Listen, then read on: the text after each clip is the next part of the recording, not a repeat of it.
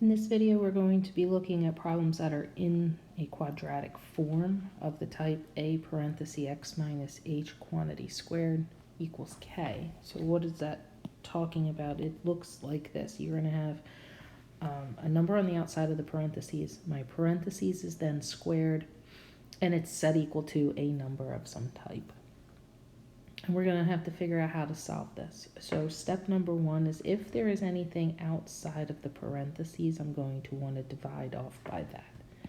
So step one is divide both sides by the number in front of the parentheses. So for this one, we're going to divide both sides by 2. That is going to leave me x plus 4 quantity squared. That equals 3. Okay?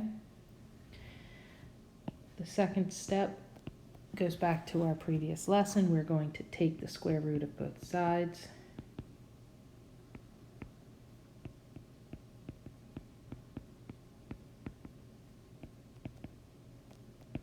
Okay?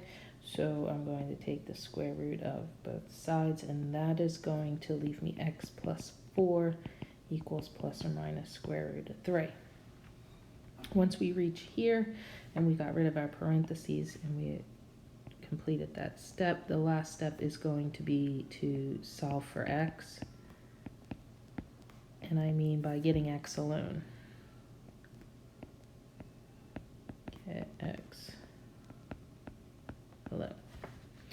So for this one, that means I'm going to subtract 4 off of both sides.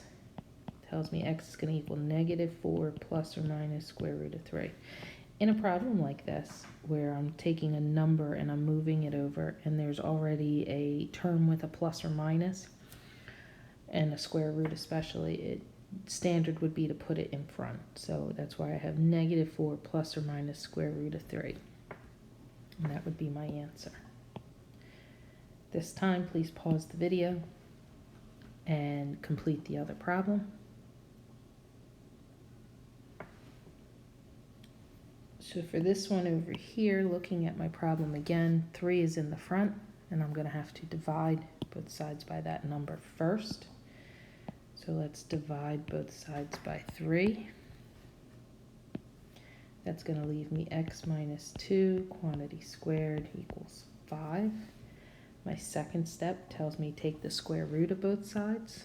So we're going to take the square root of both sides. It's going to leave me x minus 2 equals plus or minus square root of 5.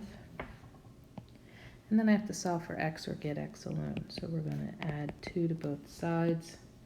And you're going to tell me that x equals 2 plus or minus the square root of 5.